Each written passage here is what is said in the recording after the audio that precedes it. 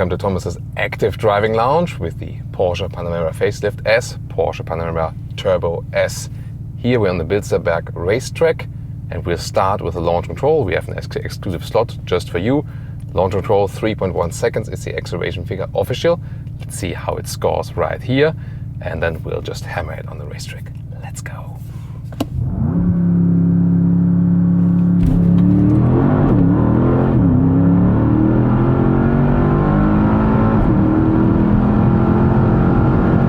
Whoa, that was 170 kilometers an hour. Pretty impressive. Whoa, that happened. So there is also our instructor. And let's now hammer it here with the new facelifted setups.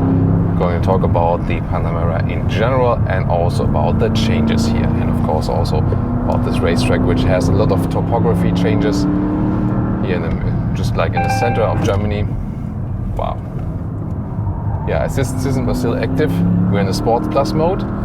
Sports Plus mode means that the electronic stability control is drawn back, shifting is optimized, so the gears are turned up higher, and also the suspension is set stiffer. Adaptive air suspension in here, now set on a stiffer tone.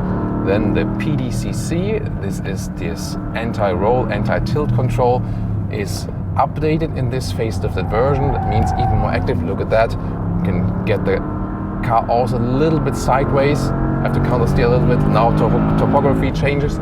Wow, and so much G-force is applied here. This is really crazy stuff.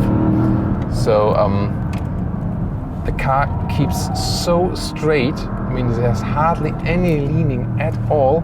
Then I have the rear axle steering, which helps me with lower speeds, with more agility, and at higher speeds with more stability.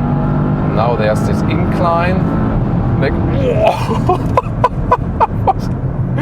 at 200 kilometers or 125 miles an hour, and really getting the stomach pushed all the way down. Whoa, and look at that. I mean, how the car is stable and so agile, and it feels light, you know, of course not as light as a sports car right in front of us. But the way this big sedan, you know, and heavy sedan handles here on the racetrack is absolutely incredible. Like this, you know, wow.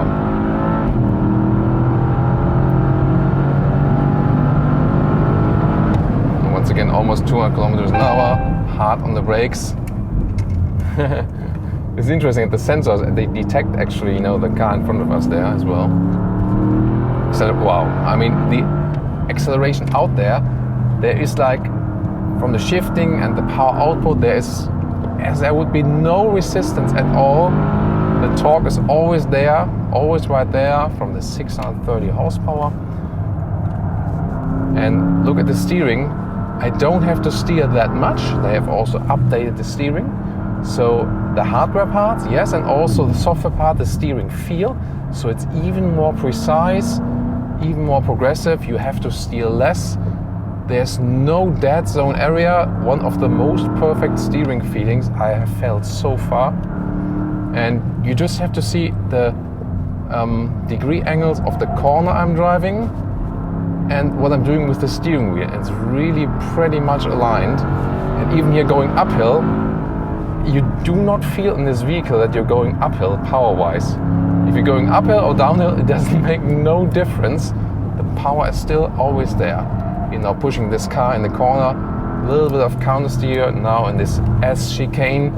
Look at that, wow. I mean, I'm really handling this car as it would be a light sports vehicle.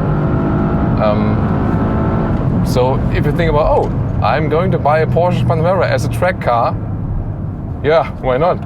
And that's the thing, you know.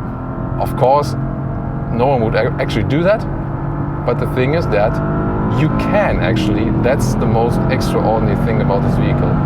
And I've been driving this Panamera here on the racetrack a couple of times. We went on Vancouver Island with the Turbo SE Hybrid, for example. We went with the GDS in Bahrain Formula 1 racetrack. You can also check out these episodes later on. And here now this facelifted version. Indeed, what I feel is it's even more precise as for the steering. Suspension-wise, even more upgraded. The car stays more upright. It is on the one hand easier to handle, I would say, but at the same time it is more extreme as for the speed you can score, and that is also underpinned by this 7 minutes 39 lap time on the Nürburgring Nordschleife by Porsche Works driver Lars Kern, new lap record for this vehicle segment here. With this very vehicle we are driving, just a little bit, modified with the sport seats and of course for safety. And yeah, I can just stress again, this is probably, I guess this is the sportiest big sedan overall. And yeah, once again, incredible what you can do with this vehicle. The Sports Plus mode, by the way, it does allow you to set the car a little bit sideways, yet at the same time you're not absolutely out of control. Here there's like a corner where you can really stress that. And I mean, in the front, our instructor, professional racing driver as well. Of course, I have no chance against him, but I don't feel that it would be the car, I'm also an experienced racetrack driver, but of course no professional in this case, if you compare it to these guys.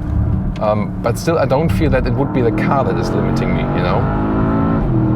And they actually told us that about 5 years ago, the lap times that you could score with the Panamera would equal the one of the top 911 sports model, like GT3 RS or something. And that's of course something really, really incredible. Sound-wise, by the way, this new sports exhaust for the V8 models, updated also, that you get sound feedback like this.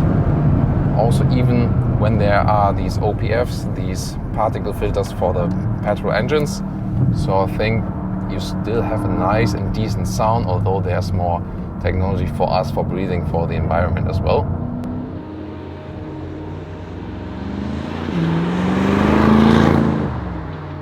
And now to our conclusion for today with the new Porsche Panamera. Today here the focus on the Panamera Turbo S. First things first, the driving dynamics of this vehicle, being a big sedan, really heavy, is just phenomenal. I could not believe, especially like on this track which has some tight corners and up and down topography, so sometimes we were thinking like, how is this possible that this car is able to do that? So really amazing, and here with this recent facelift, even more so a little bit crisper even in the steering than the chassis optimization, especially as for the suspension.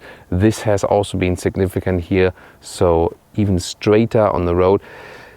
However, it did not lose any comfort. So this, wide span between comfort and sportiness, even on the racetrack, this is what makes this vehicle so impressive. And in this respect, I think also best in segment. Then exterior, not too many changes, just slight ones, a little bit more stronger that front. Interior changes also just some and minor, but definitely some reasonable upgrades, that you also have, optimized infotainment system, for example. Steering wheel, I think with these, jog wheels, I think also a little bit better than before. Yeah, and also a cool Alcantara steering wheel we have here for today. And a very nice inside Alcantara ceiling as well. However, as for seating materials and inside covering of dashboard and so on, a lot of animal skin used still. They did not change it for the facelift. The GTS does offer Alcantara on the seats, so that would be the only solution at this moment. For the next Panamera generation, they will definitely rethink that. We already talked about that with the designers, managers and engineers. The space you have on the inside is also quite okay. However, you have sufficient space, yes. However, considering the exterior length, it's not the best relation, but definitely still a very comfortable vehicle on all of the different seats. And also nice that you have the choice between the Sport Turismo, even more versatile in the trunk, and also the executive version if you want a little bit more wheelbase and also a little bit more space in the rear. Power upgrades mainly here for all of the engines. That's the main thing about this recent update. All the versions did receive more power, and they will also stay with this hybrid strategy, because on top of this Turbo S, there will also again be the Turbo S e-hybrid. So this will get even more horsepower and also the hybridization. So overall 3 hybrids. And meanwhile, 2/3 of all Panamera sales in Europe, for example, are one of the hybrid models. So it's also widely accepted by the customers. So a lot of interesting impressions here today from the Turbo S Panemera. I hope you enjoyed it. Also tune into more versions of the Panemera. We have definitely very interesting videos, different hybrids. It's the pre-facelift versions, but also, for example, Racetrack and Bahrain. So you'll all find them here on our channels. Thank you so much for tuning in today. See you next time.